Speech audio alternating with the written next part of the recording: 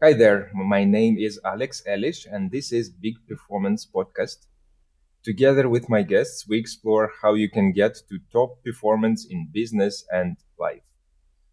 Surely expected that all 100% of my audience are people of above average level intelligence. Today, I cannot be more excited to meet my guest, Shane Thrapp. Shane is a life and relationships coach specializing in ADHD and ethical non-monogamy. That is first for me. Hi, Shane. Hey there. Thanks for having me on. I really appreciate it. So, can you tell me more about how you got to the career that you are in right now? Because you're first life coach that I see, and for sure the first life coach that specializes on this interesting combination of people with ADHD and ethical non-monogamy. You're Yeah, unique. yeah, and you know, honestly, it's because there's a large number of different issues that people with ADHD face, and as somebody who grew up, undiagnosed, untreated, it was really difficult for me as a kid. And as I got older, I found myself kind of falling into a lot of the similar traps that a lot of people get into. But when I was 25, I kind of started developing an understanding that I was different. And I didn't know I had ADHD or autism at the time. And, you know, I had became a project manager and gotten certified in that. And part of that's kind of starting to look back at the different patterns that I saw within my own life. I essentially turned myself into a project. And as I'm kind of evaluating things, I'm seeing that I'm jumping from job to job to job and relationship to relationship to relationship. And I'm really struggling because, I tended to get bored really easily, or I would self sabotage because I'm tired of doing the thing that I was doing. And it really dawned on me that I was never going to be the work for a company for 30 years and retire with a watch and a pension. It just wasn't going to be what I did. And so I started looking around for solutions, and what I discovered was freelance, project management. And I niched down from that into short term project management jobs, 3 to 8 months at no more than that. And that was kind of the precursor to my eventual business, was just doing a lot of freelance work. Um, and this was, also when my first marriage imploded, and I was really struggling with trying to find my own identity. Now, professionally speaking, I had found it, and I had actually become fairly successful doing those things, right? But at home, I was really struggling because my first wife was very abusive. And because the relationship dynamic had changed so dramatically from when we had first met to when you know, well, when I had gotten bored. But I was taught from an early age that when you got married, it was supposed to be for life. And so I stuck with it, and I really tried to make things work.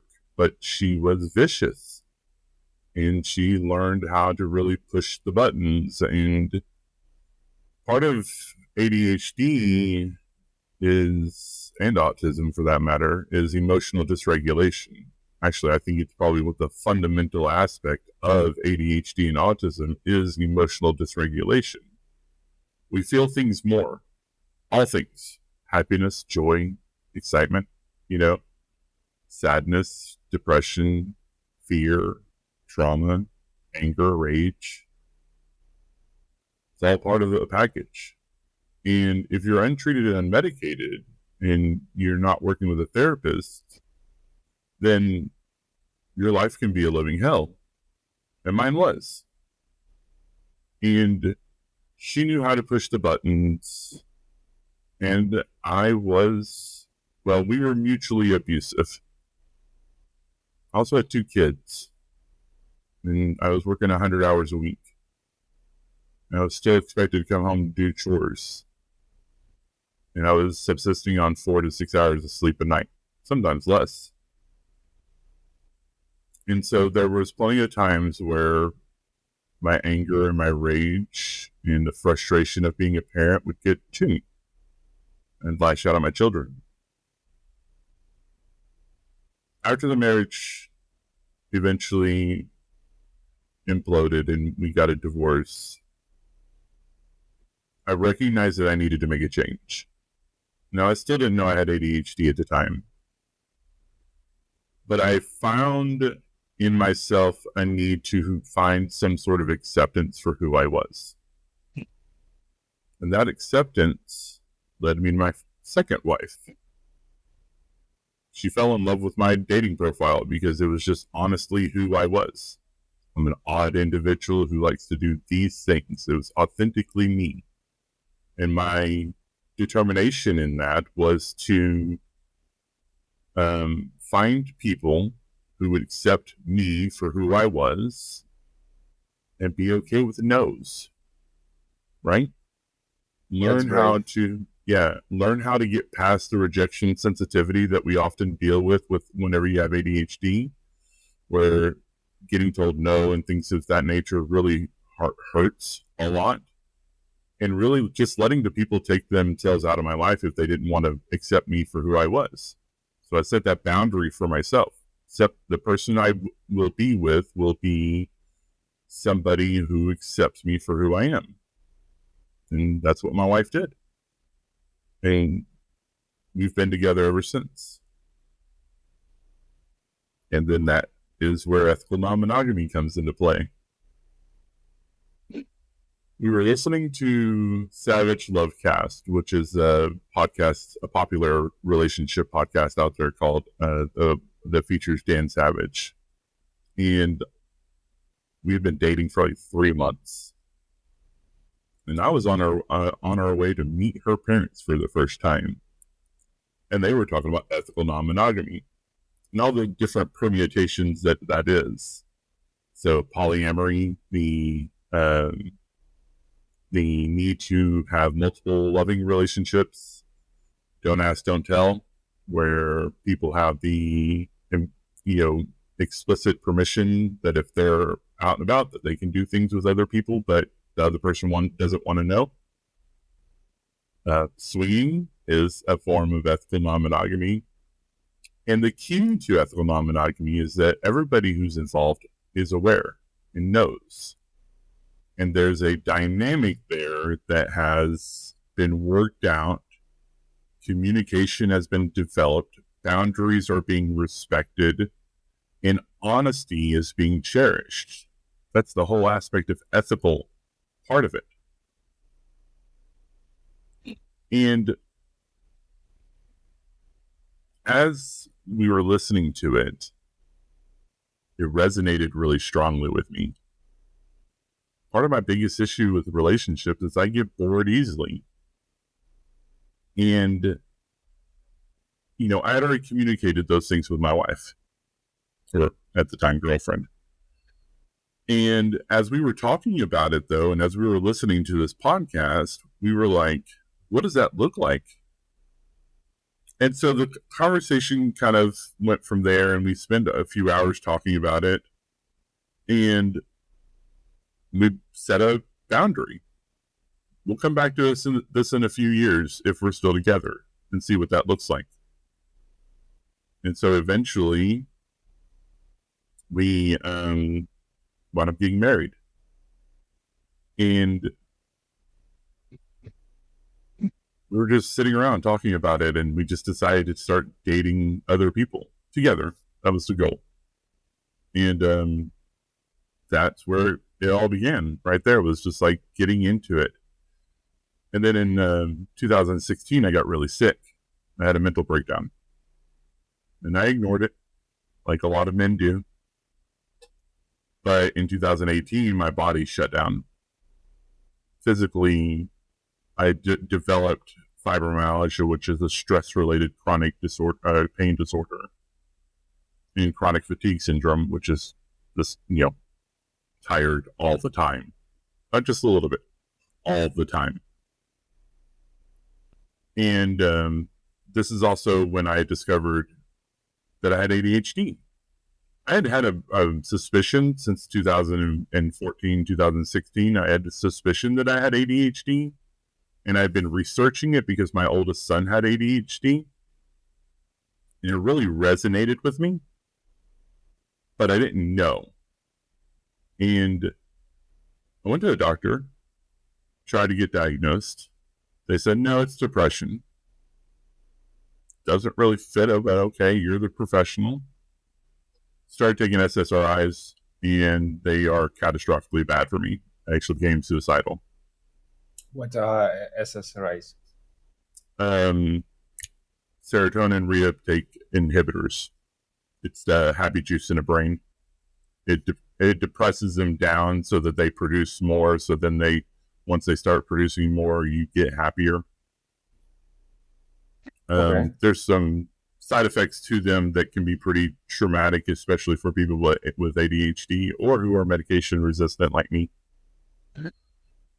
And, so I went back to the doctor and I told him what I was dealing with. And a lot of it was a lot of like anxiety kind of related stuff. That was the other thing that the medication had done, is made me really anxious and like really hyper. And he goes, well, it sounds like you have bipolar disorder. And I was like, well, that don't sound right at all, and then after I had my breakdown, we had wound up moving, and I went to another doctor, and at this point I was convinced I had ADHD, and I went to the doctor and I told them, and they said, okay, let's test you. And that's when we started really delving into it and went through a really like hardcore battery of tests. And that was what we discovered. And then after my body kind of did the shutdown in 2018, it's also when I found out that I had autism, because the medications weren't really helping me. And that was, really difficult, because y'all may see me and my hands are doing these things and I'm having a hard time looking at the camera. Those are all signs of autism for me. I'm looking at the camera and it makes me uncomfortable because I'm technically looking you in the eye. I'm looking your audience in the eye. It makes me uncomfortable. But after I got better from 2018 going into 2019, I had to make a change in my life. I couldn't work the way that I had been working. I couldn't do 60, 70 hours a week anymore. And that's where I discovered life coaching. And part of life coaching is, my goal with life coaching was to help people who have been going through things similar to what I have been going through and not make the same mistakes that I made. Right?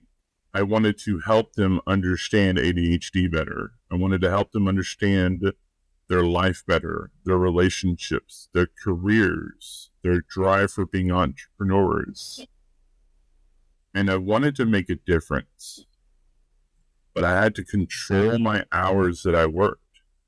I had to build a better work-life balance. I had to develop better sleeping habits. I had to find exercise programs. Because treating ADHD isn't just about taking a pill. It requires working with a therapist who's ADHD and trauma informed, because 80% of people with ADHD or autism deal with some form of PTSD or complex PTSD. Treating ADHD isn't just, that though. It's also learning to accept who you are and understanding how ADHD affects you, and finding the structure and the techniques and the strategies to build systems that allow you to be a person with ADHD who lives in a neurotypical society. A neurotypical society who is fairly intolerant of different, which What is a lot kind of of where our trauma systems comes are from. we talking? Systems, Yeah. understanding that people with ADHD do not have internal systems. We don't have internal motivation systems. We don't have internal timetable, or we don't have internal timekeeping systems. We often struggle with emotional dysregulation. We have a hard time with internal self-awareness. And so what we have to find is external tools that we can use to help us manage those things better. In fact, my Alexa's going to go off here in about a minute to remind me to do a thing. Because this is a reminder. Check next day note/task/Harry. Oh, that is smart. This is a reminder. Check next day note/task/Harry. Check daily notes, tasks, and calendar. This is the 10 a.m. reminder that is like you need it for all the people. Right. But the thing with people with ADHD is if I didn't have something like that went off at 10 a.m., I wouldn't think about doing those things. Because our short-term memory and our executive functions are not focused around importance-based things. Right? Neurotypical people live a life where importance-based things make sense to them. I think this is important, therefore I do it. My boss says this is important, therefore I do it. My husband or my spouse thinks that this is important, therefore I do it. What replaces this importance for ADHD people? Novelty? Emotion? Interesting and novelty. Actually, there's a whole acronym, NICUP. Novelty, interest, challenging, urgency, passion. Mm-hmm. It has to encompass some of those issues for us to think that it's important. If it doesn't, then it's not important to us. It doesn't matter if our boss thinks it's important. It doesn't matter if our spouse thinks it's important. If it's not something that we find important or interesting or challenging or has any sense of urgency or doesn't follow our passions, then we are going to struggle doing that, any type of thing like that. And this is where coaching comes into play. How do we make taking the trash out interesting? How do we make creating a business interesting? We create businesses that are developed around new and novel things. How do we find careers that we'll stay at for longer periods of time? Your career needs to have a lot of change in it. There has to be really interesting things that you enjoy. There has to be a certain type of challenge that you enjoy. There has to be urgency with deadlines and that are very clear-cut and very well understood. It has to follow your passions.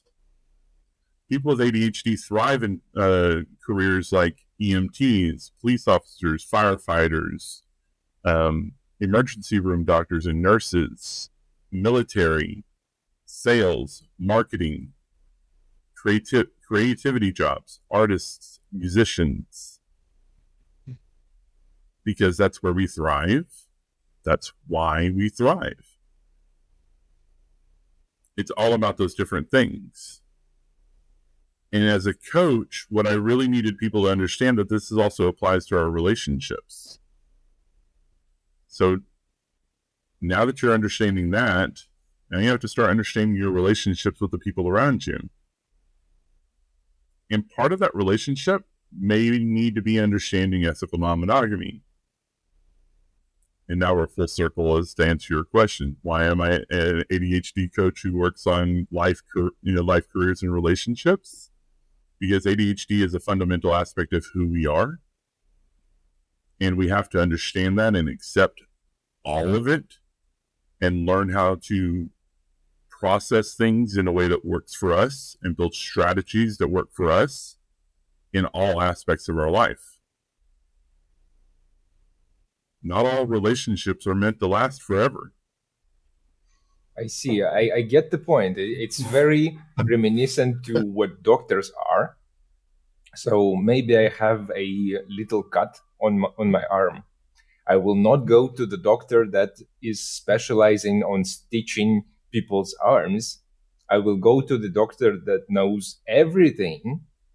And for your kind of niche, non-ethical monogamy is like higher science of relationships. So if I know that you know the like complex stuff, such as non-ethical monogamy, I am sure that it's ethical non-monogamy. You might want to start over with that one. Oh, ethical non-monogamy. Ethical. When you say non-ethical, did I say non-ethical? Yeah. All right. So when I'm thinking about doctor, your qualification as your like niche that seemed to me first very narrow of non-ethical non-monogamy, it is like an advanced version of relationships.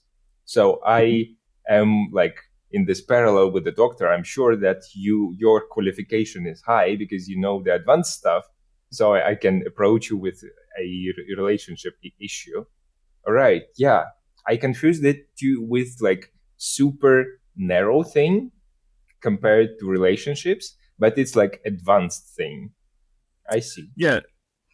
Because honestly, it's my differentiation. You know, your the last podcast you did with Barry LeBeouf, where he talked about marketing and stuff like that, the branding. It's just my differentiation. It's just me being able to be different. I'm willing to talk about ethical non-monogamy within the realm of relationships because it's a viable thing for people to be aware of, especially people with ADHD who struggle with, different types of things, right? People with ADHD are 34% more likely to have to be LGBT. They are much more highly likely to be, to often cheat and have issues with relationships and struggle with, being faithful, because a lot of times we get into relationships and we don't know how to communicate when we're bored. And, instead of trying to actually make the relationship work by understanding communication and developing a better trust and things of that nature, they self-sabotage or they start finding the problems. And sometimes they just stay in relationships for too long. I was raised to think of, marriage as being this thing that lasted forever. The successful marriage was one that was 50 years until one of y'all died. But what I've come to understand about relationships since I really started delving into coaching and my own relationships and the literal hundreds of clients that I've worked with on relationships, is that the successful relationship is one where both people walk away better people. And that doesn't matter if it's a one-night stand or if it's 60 years. The successful relationship is the one where both people walk away and they're happier. And now, is there pain? Sure. It's painful to break up with somebody. Is there, is it a struggle to develop that kind of mindset? Yeah, 100%. But it's much easier to find healing from a relationship that ends when both people are capable of recognizing when it's ending. And if there is no way to repair the relationship or improve the relationship in some way, then that's where you have to recognize the relationship should end and not be prolonged into this long-term thing to the point of becoming toxic, because that's what happens. People are staying in a relationship past the expiration date, and they are stuck in it, and they get bitter, and they get angry, and they start sniping at each other. And God forbid if they have children who are adding stress and Is that frustration. connected? Is that connected, the expiration date of relationships and the moment when you cannot make each other better people? Is that connected? Yeah, it's the same thing, right? Like once you've hit that point, right, where there's, you're not willing to go to therapy to get better. You aren't willing to come to terms with one person who may be hypersexual and the other person's not. Or, you're not willing to come to terms with the fact that this person's bored and they need some sort of change. Or you're not willing to accept that this person that you married when you're 18 is a drastically different person when they're 28. Right? Think about when you were 18 versus when you were 25. How different are those people?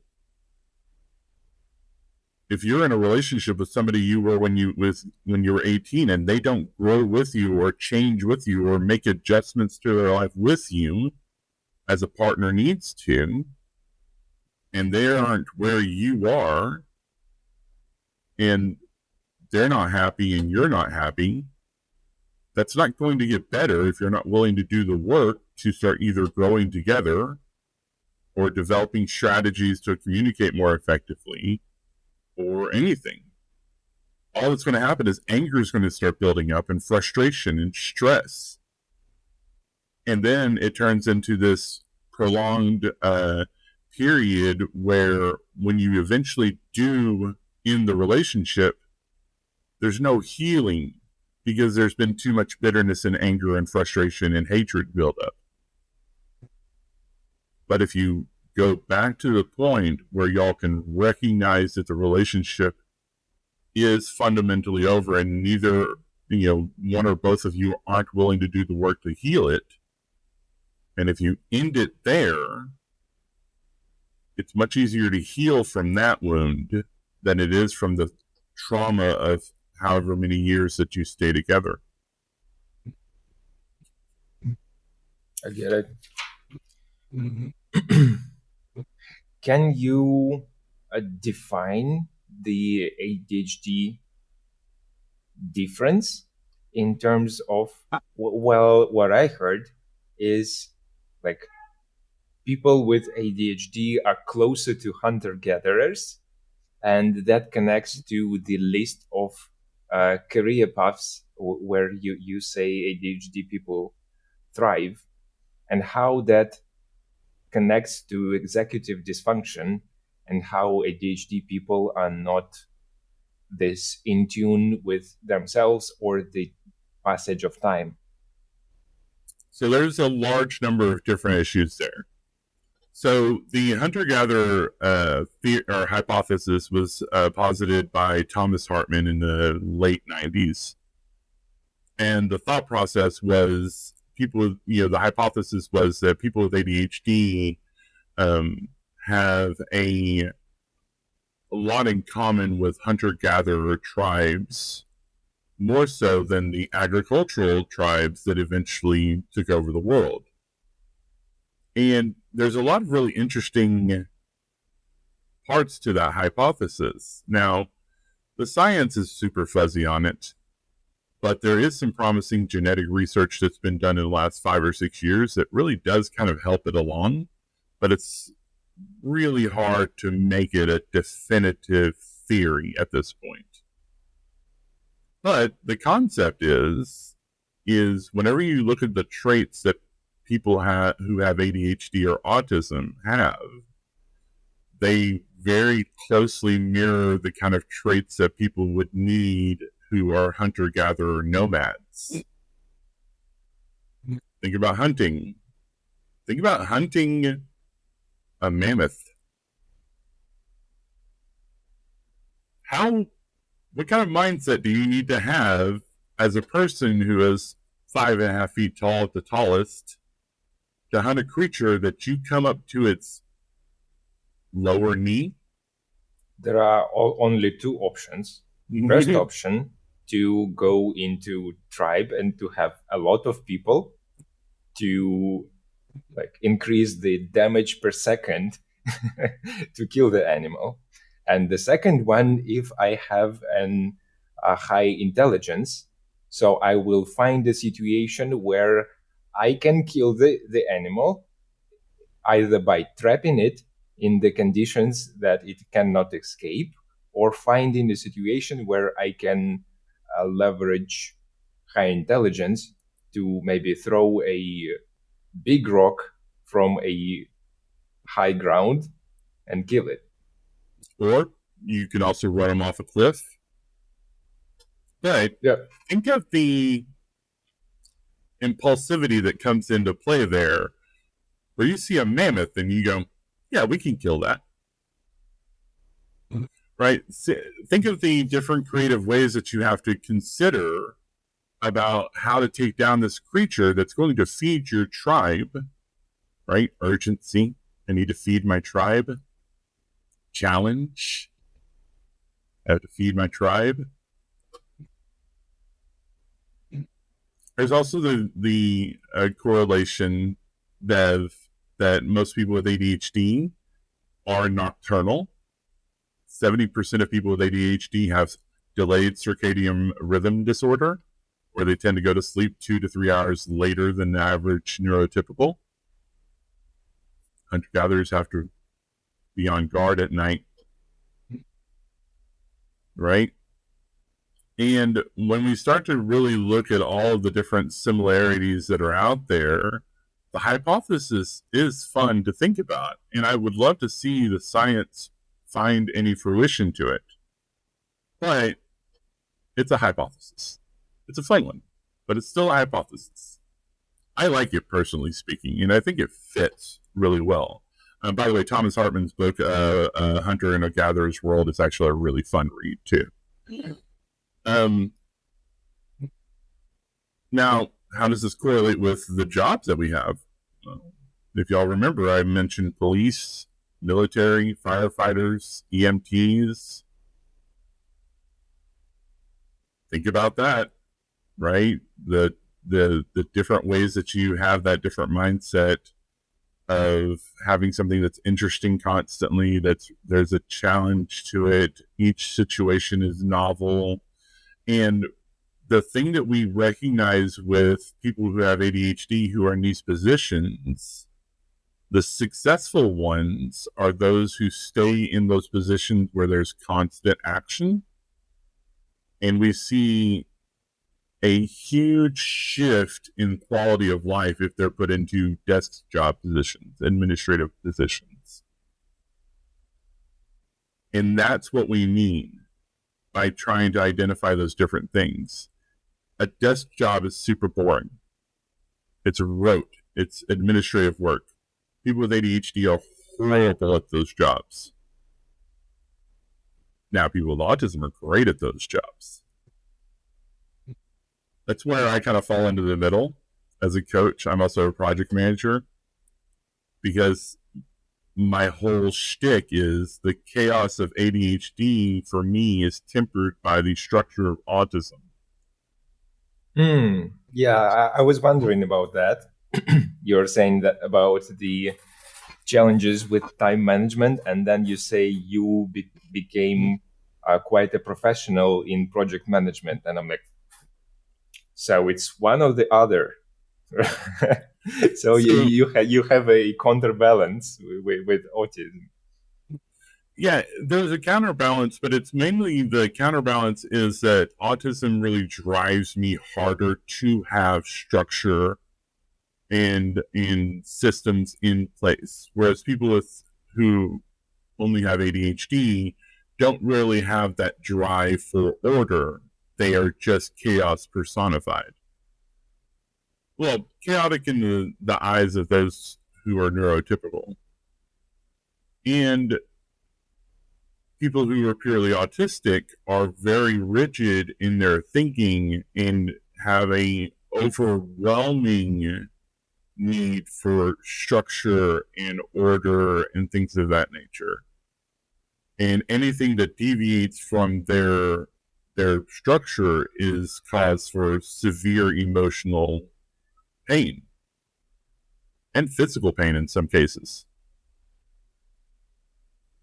And I ride the line in between those two things. I really hate chaos. It's really hard for me to be around chaotic environments without trying to fix it. But ADHD allows me to go into a company and learn everything there is to know about that company within a week, and then start developing processes and project management tools to develop systems that they need to improve the different things that I discovered that were problem areas if they didn't already have a thing that they had identified, and then start using the autistic side of my brain to build out a project management plan and come up with the timeline and things of that nature. And this is what I mean about having to find the balance and the acceptance for what you deal with. I've had like 2 questions, and I think I just got the answer to both of them. One of my favorite question is like unique and fair advantage in what you do. And the other one, I was going to ask you, how do you prepare yourself for consulting call with ADHD people, and preparing yourself like mentally and to be prepared to give this value to a person in a potentially challenging situation. And I think that now I get the answer of just from you, what you told me. First, it's a novel thing to meet a new person, and then you get to provide them with the structure, so that they can balance whatever issue that they're having, and it's still engaging for you because each of those cases is a challenge and it's super new. Is that around right? Yeah. And the thing that people need to understand about ADHD and autism is when you meet a person with ADHD and or autism, you've met one person with ADHD and or autism. Like people need to understand that neurodivergence is a part of the tapestry of neurodiversity, and that there is no black and white to it. It's all the different shades, and there's a spectrum that we all align on within that, but it's different for everybody. And that one person struggles with, another person finds success in. What one person is successful in may be super difficult for another person to even understand how they did that thing. This is honestly where the ADHD has superpowers comes from. That's a really toxic positivity statement that's out there, and I dislike it severely. People with ADHD and autism don't have superpowers. They have different powers. But the reason why people think that they're so extraordinary is because they don't understand how we do it. But just like a neurotypical person remembers to know where their keys are on a regular basis, we may struggle with that. And for us, that's really amazing. Whereas then, like, you look at autistic savants, or you look at people with ADHD who are artists and creators, and they go, how do you do that? And for us, it's like, it's just what I do. But it looks extraordinary because we're a smaller population and fewer people are exposed to it on a regular basis.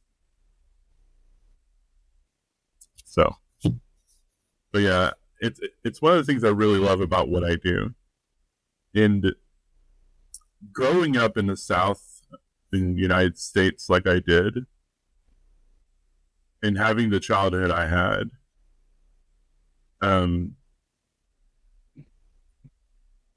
it really taught me the value of acceptance and being okay with different, and learning how to take the time to actually understand people and accept people for who they are.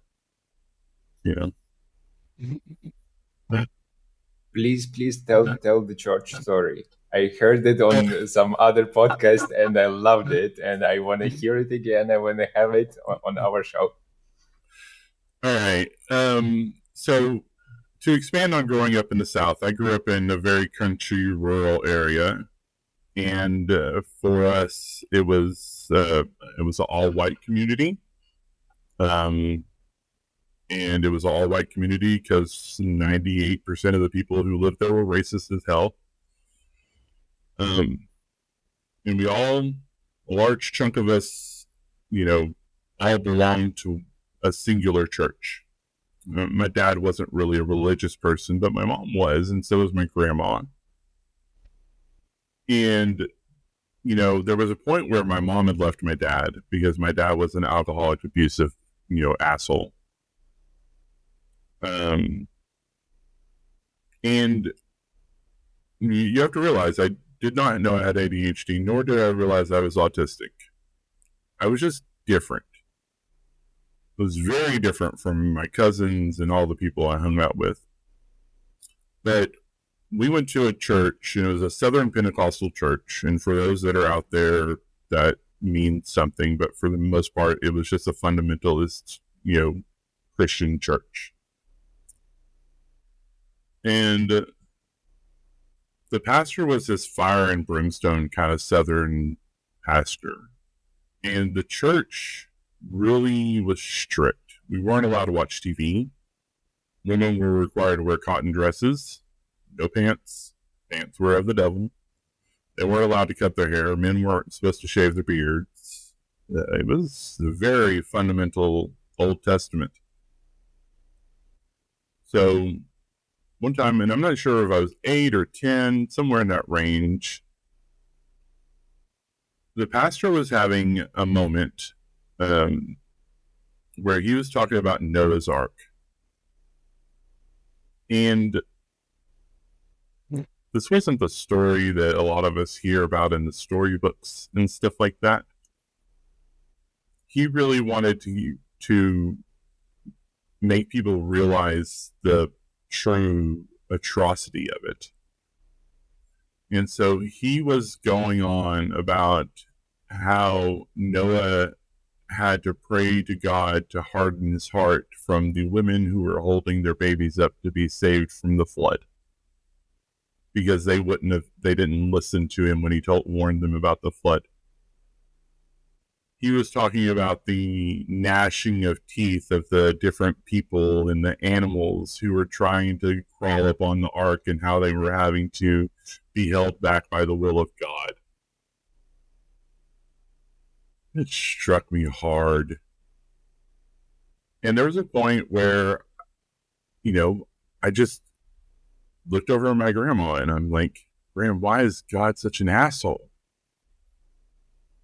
Now, I got in trouble because I cursed, because I'm not supposed to curse. But the problem is as I said that, the preacher had done that pause that a lot of preachers do when they're waiting for the amen from the audience.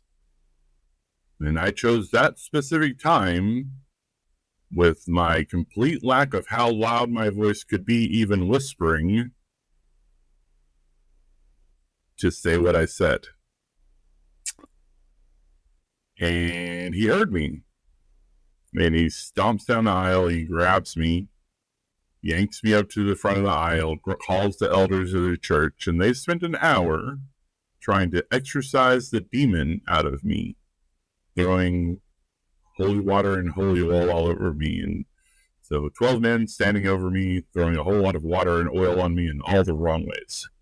And it was a really traumatic experience that I can look back now and laugh at the absurdity of it.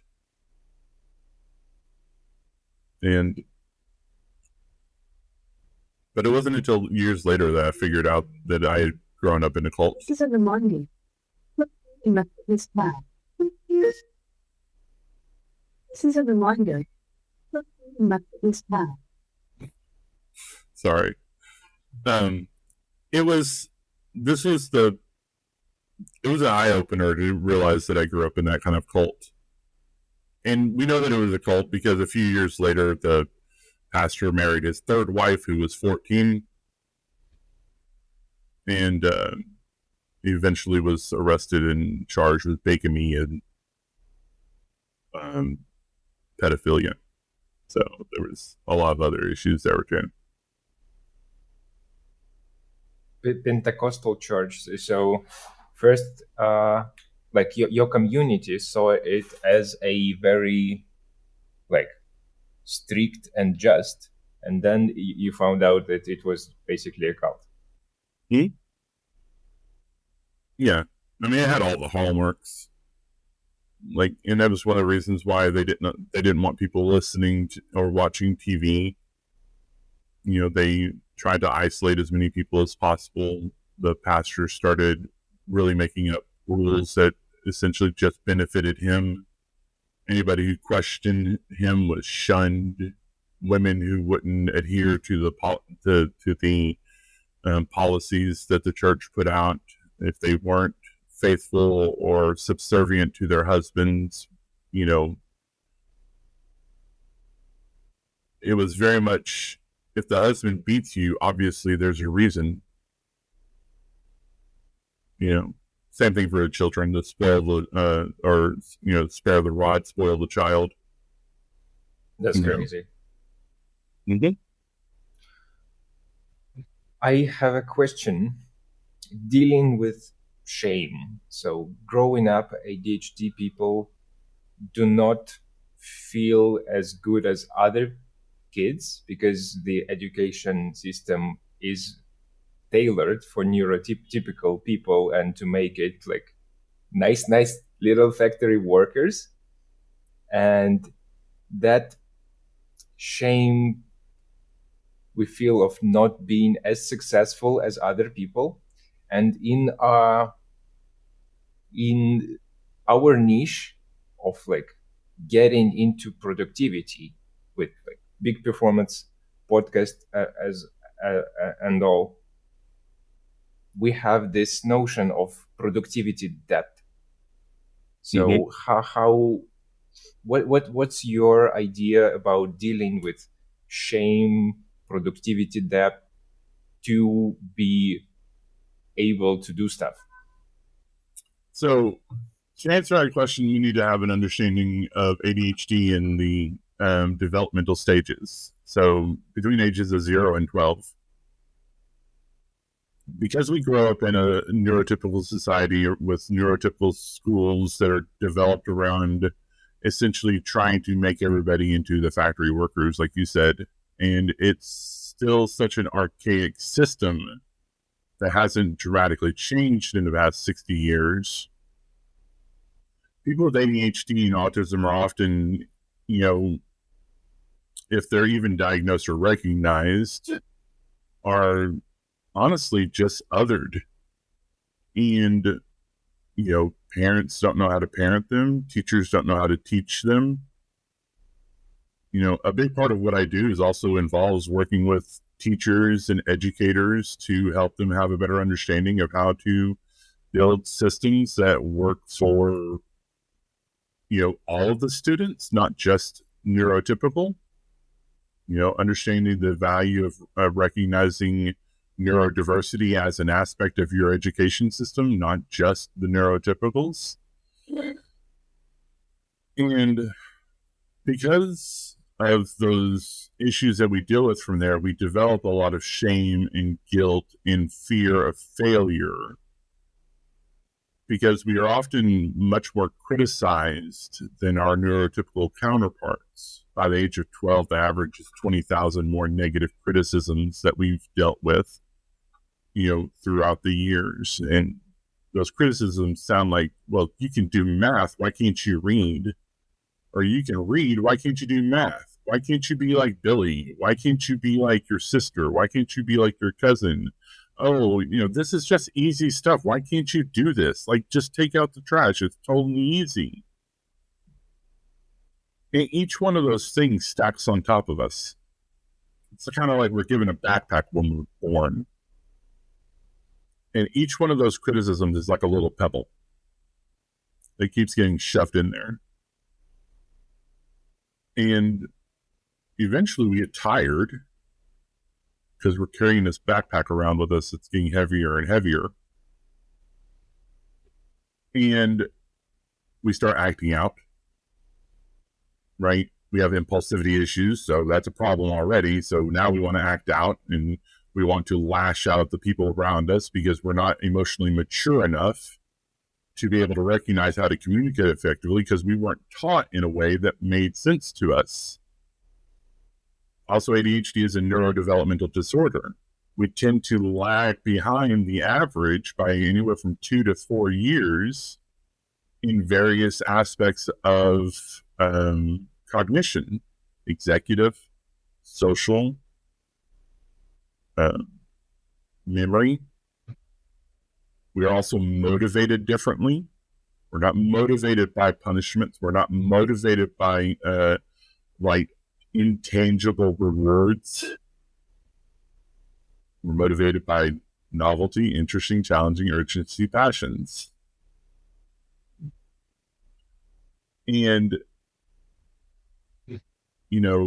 whenever you're looking at all of that perfect storm of trauma that's going to develop from that, and then you move that forward into adulthood, especially if it stays untreated and unmedicated and not getting the therapy that children desperately need to learn how to communicate effectively from an early age, to learn how to have more emotional regulation from an early age, to learn how to build structure and put in systems that work for them in the way that it works for them at an early age, right? If you don't have those systems and you don't develop those systems with the child's agency from an early age, and you just ignore all that stuff, even if you just shove medication down their throat, they're not going to grow up and be wild and be successful.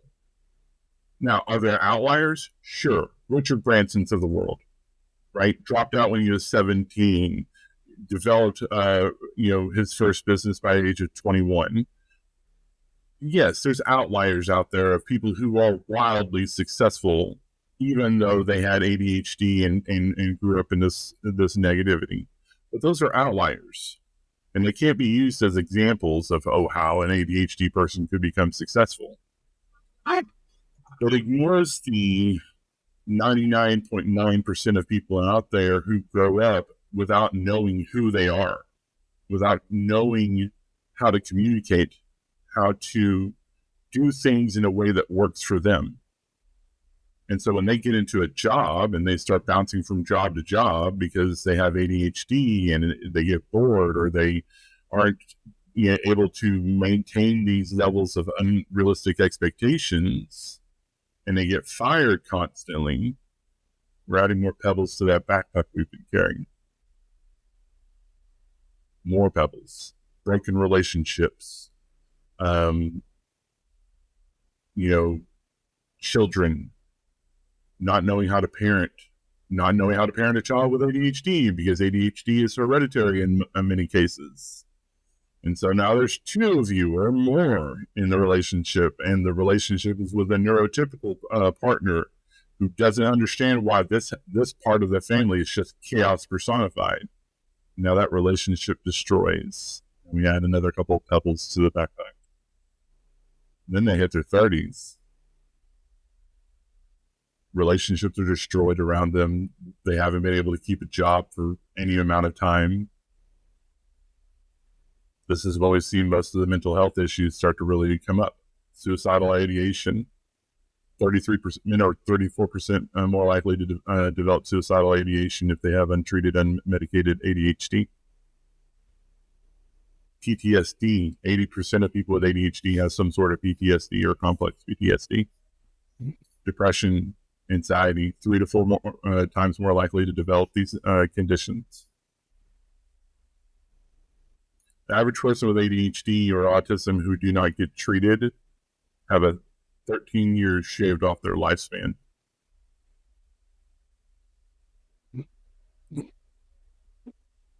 To be productive, to be successful, you have to find acceptance in who you are and what you can do in the ways that you can do it. And you can't take it all on yourself. You have to hire and work with people who can fulfill the weaknesses that you have so that you can focus on the things that you enjoy doing, which are most often your strengths. And you have to develop those systems and put them in place so that you're able to be successful. Too many people with ADHD try to become entrepreneurs without an understanding that there has to be a team of people you can work with to do those things that you don't like doing so that you can focus on those things. And they try to take it on. They try to become website designers. They try to become administrators. They try to, be bookkeepers, and, they try to do the social media. Then they try to do the video editing and podcast editing and all of these different things. In many of those things, they may have enjoyed it first, but they hate it now. And instead of reaching out and hiring, How fast is the novelty of doing the thing fades? Is it second time editing? It depends.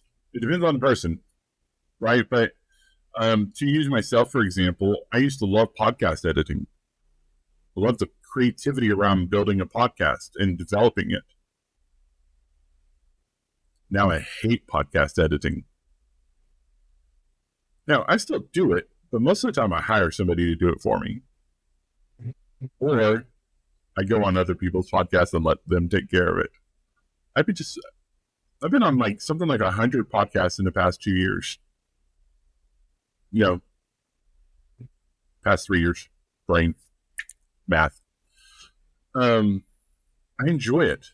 I enjoy teaching different people's audiences the different aspects of ADHD and how it affects their lives, right? And one of the things I'm really getting into now is entrepreneurship and really focusing on that niche because I enjoy the building.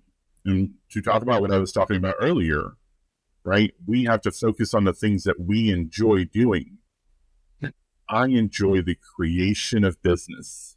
That's my creative thing, by the way. Can't draw, can't do music, can't do anything like that. My creativity is built around building businesses, fleshing out an idea that a person has and then developing it into something that's going to be profitable for them, while also helping people build the systems and the techniques that they need to have to manage their ADHD along this journey.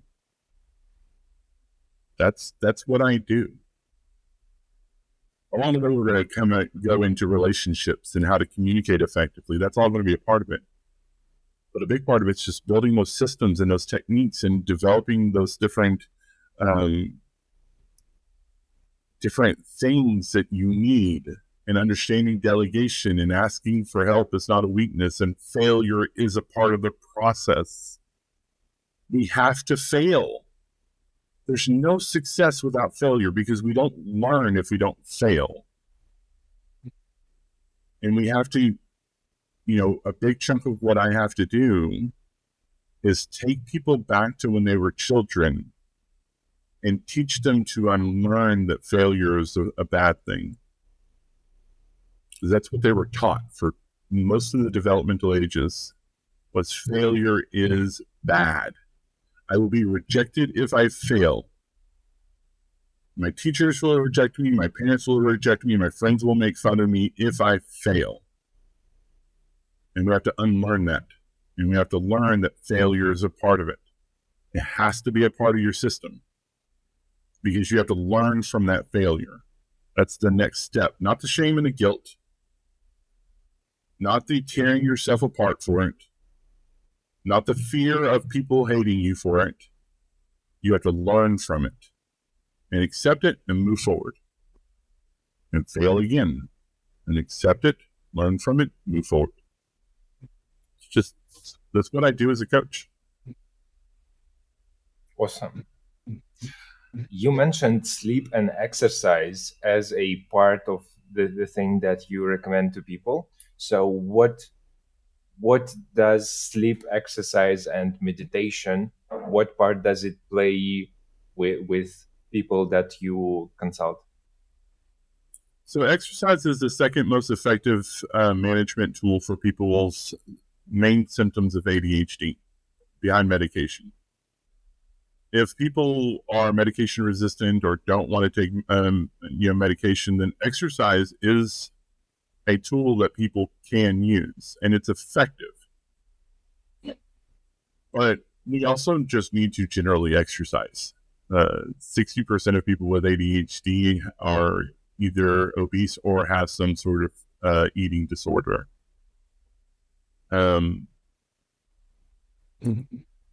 We don't think about exercise. We don't think about the food that we eat, right?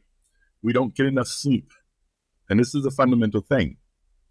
Many of us are trying to go to sleep at a time when we think we're supposed to go to sleep, ignoring the fact that we most likely need to go to sleep later, right? We sit there and we go to bed at 9 o'clock at night, and we toss and turn for 2 hours, start feeling guilty and crappy about that. And then the next thing you know, it's 1 a.m.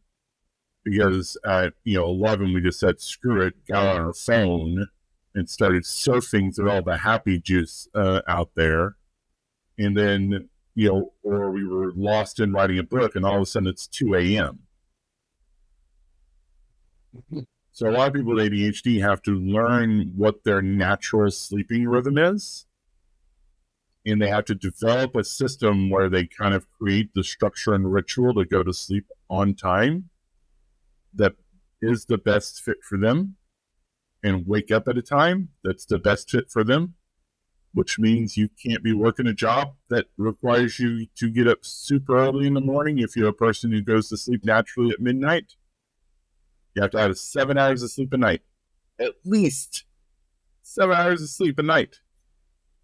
So if you take in the fact that you have to have 7 hours of sleep at night, and you don't naturally get sleepy until 11, and it's really hard for you to go to sleep before midnight, well, that's 7 a.m. that you're going to be able to wake up with a full night's sleep. And that's if you actually went to sleep and slept through the night.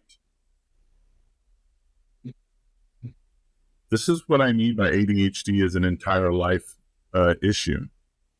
Everything about our lives has to revolve around an understanding that ADHD is a fundamental aspect of our life.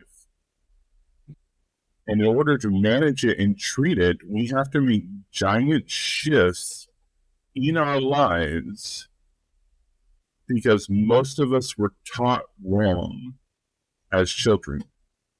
And we grew up with this expectation that I'm supposed to do these things in this way. And we grow up with that expectation and constantly feel like failures because we can't. Because we didn't learn how to when we were kids. What about meditation? You talked about sleep and exercise. Is meditation part of the mix? Because it is for like performance, for entrepreneurs, for performance, for athletes.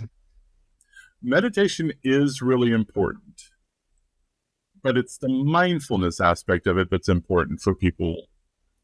And meditation, common meditation forms that are out there often do not really work for people with ADHD. There needs to be very specific types of meditation for people. And again, like I said earlier, when you meet one person with ADHD, you meet one person with ADHD. Whenever you're trying to develop mindfulness, it's really important to experiment.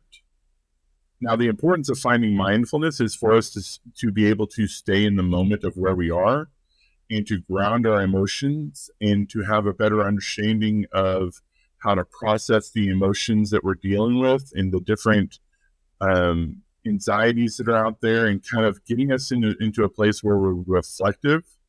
This is why meditation is so important, because people with ADHD do not have a very well-developed sense of self or sense of introspection. And learning to meditate and find moments to be mindful is super important. Like, we don't think very often about being grateful for something. And a lot of times what I tell people who are my clients, and this is a bad word in the ADHD world, but it is a fundamental aspect of managing ADHD, is journaling is a form of mindfulness, right? Because it's a creative function, not necessarily us just sitting there thinking about what am I grateful for and clearing your mind and stuff like that. That's very, very difficult for a person with ADHD whose brain is running faster than everybody else's around them. You know, what people with ADHD have to discover are systems of meditation that work for them, and that's going to be drastically different. So they have to test things out. The one that I've seen that works the most often is some form of journaling. And in that journaling, we see the bullet journals that are out there. There's asking the question, what are you grateful for? What do you need to get done today? What kind of appointments do you have? You know, and having that system where we can look at our tasks and our notes and our calendar for the day, having that system in a place where we can creatively use and write and type it down and do things like that allows us to put that knowledge in a much more concrete way into our short-term memory. And then you need to have reminders that go off for us to remember to do that kind of stuff throughout the day. And that's the kind of, you know, things that we have to have in place whenever we're thinking about, you know, mindfulness is that aspect of it. Now, are there forms of meditation that really work for people with ADHD? Yes. Tai Chi, right? Yoga. Awesome. These are meditations, but we're also moving. Those are great, especially if they're really delving into that mindset and really going into that. And it's not the just like dynamic exercise thing, right? The meditations that in regards to what I'm talking about here are those ones that are really focusing on the movement, but also the thoughts, and helping people with ADHD slow those things down by activating the task of having to move into a certain posture while also thinking about something that's calming allows them to calm things down. And this will be the final part, and because I don't want to go too far over time. People with ADHD's brains work differently, right? For neurotypical people, there's two systems. There's a task positivity system, and then there's a default mode network. Default mode network is imagination and stuff like that. Task positivity system is getting things done. For neurotypical people, when they want to do things, they just turn that on, and the default mode network is mostly off. For people with ADHD, they're both on all the time. That's what ADHD is, the hyperactivity of the mind And it usually presents in either hyperactivity of the body or hyperactivity of the mind, or a combination of the two. Right? That's where we get the three different aspects of ADHD, by the way: hyperactivity, inattentive, and combined. We have to do things in ways that activate our task positivity system and allows us to manage our default mode network and find the balance to get productive and be doing the thing that we want to do by essentially distracting our imagination, which is where yoga and Tai Chi with the body movement and the different things like that do that. So, long answer, apologize. No, it was awesome. I really enjoyed the depth of how you approach thinking about this. It's awesome. Been studying it for a long time, and I've been working with a lot of people. How is your business doing? What are your business goals, and what are the things that you are looking up to in the next year for your career and for your business? Right now, entrepreneurship coaching is really something I'm moving into and really wanting to do a lot more of that. The other aspect is public speaking. I really want to focus on getting into public speaking. I've spoken at the International ADHD Conference in 2023. I'll be at the 2024 International Conference. And I've been working with local medical groups. I'm working with educators in certain areas, really developing rapport with them to then run seminars and things of that nature about neurodiversity and the different aspects of those different things. And I also do public speaking and seminars for corporations and small businesses to help them develop accommodations and different things like that. And I really want to kind of delve into that. Part of creating Order from Chaos was developing an umbrella business that allowed me to do all of the different things that I want to do, and and really allow myself to have the infrastructure to do those different things. And so, whereas I still am going to do coaching, I'm not going to do as much coaching, and I'm going to focus on public speaking and entrepreneur coaching.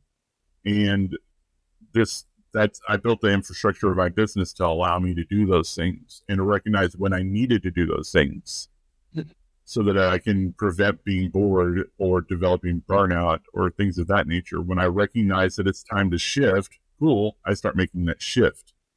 And I'm okay with that because I learned when I was 25 that I'm not going to be doing the same thing for 30 years. ADHD happens to be a passion of mine, though, so I'm going to be doing this for a long time. It hits all my different buttons for everything: hubble, interest, challenge, urgency, passion. It hits my social justice button real hard. We often are social justice warriors. So advocacy and different things like that. And so really becoming a more powerful voice in the ADHD community is the goal for the next year and a half. I mean, I'm already considered an expert in my field. Now it's to become a more powerful voice for the people who need to hear it. Cool. One of the things that I thought about through this conversation was, if you are providing people with ADHD with those systems, and those systems help people perform better, I'm like, systems can be digitized.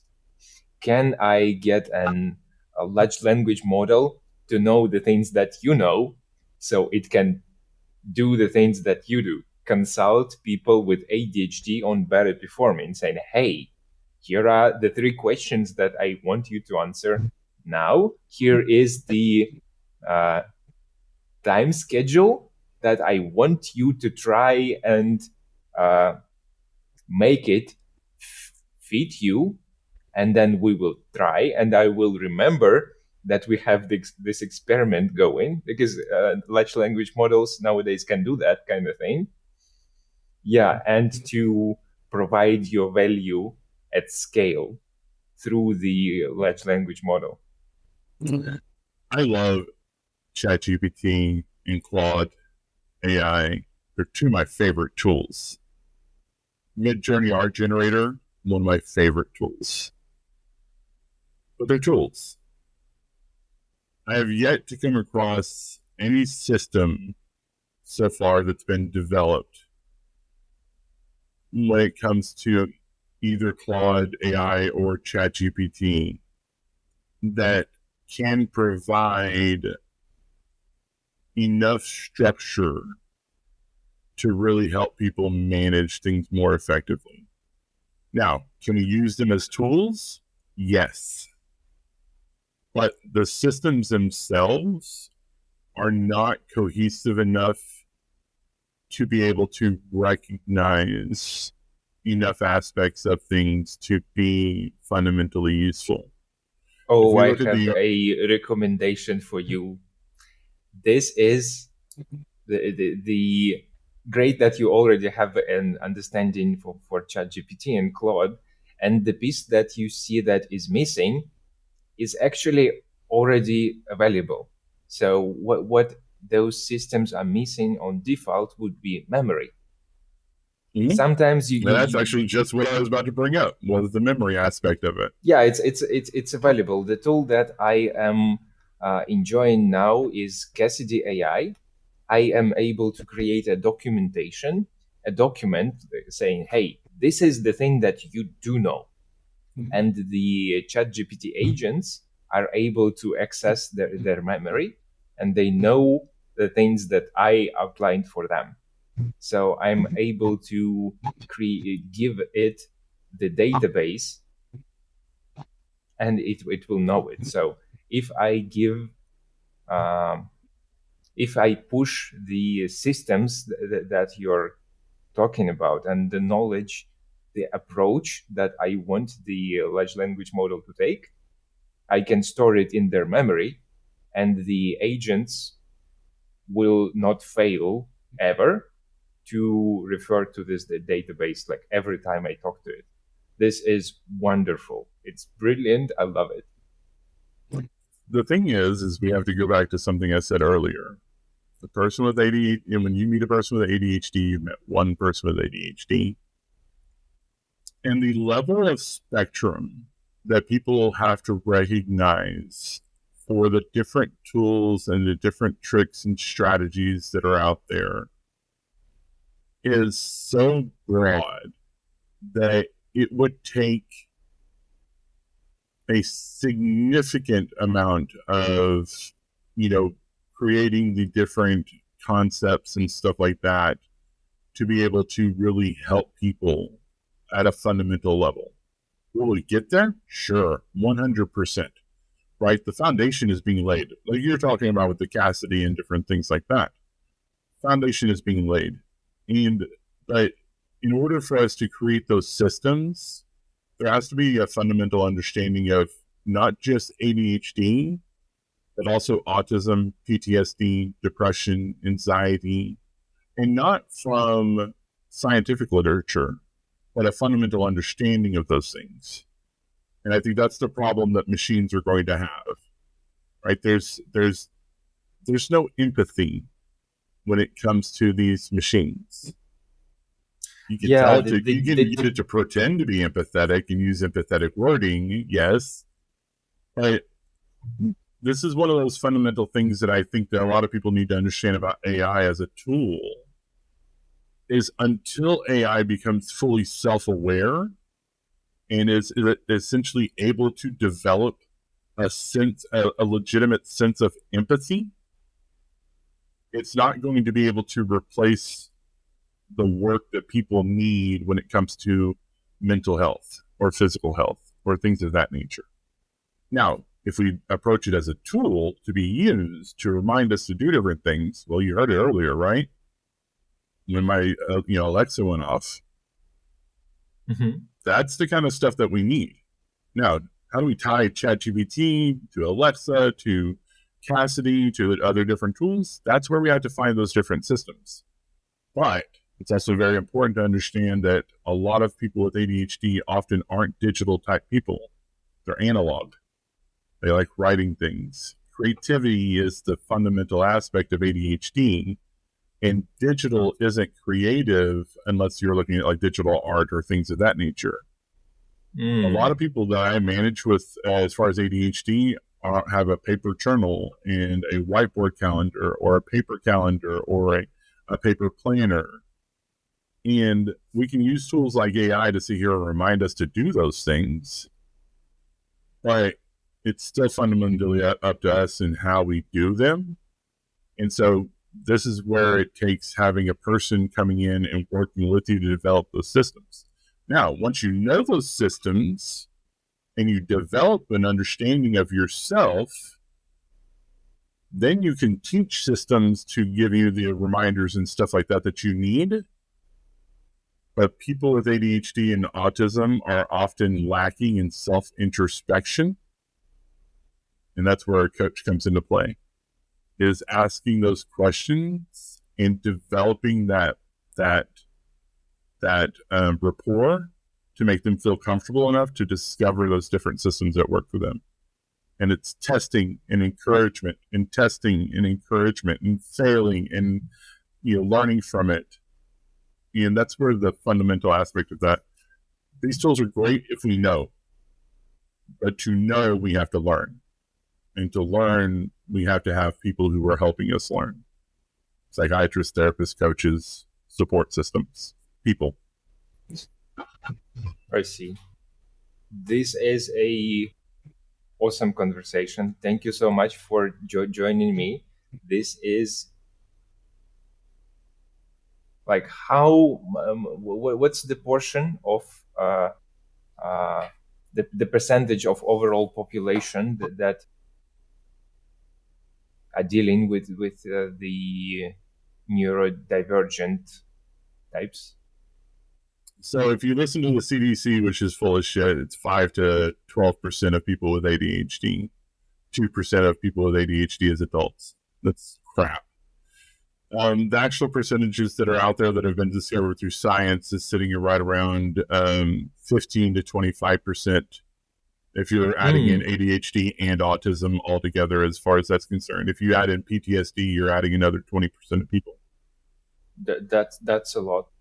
And what my point is that all the people can benefit from the things that you shared, regardless of the position they're in, because this is something that really is driven from your experience and experience with working with different kinds of people.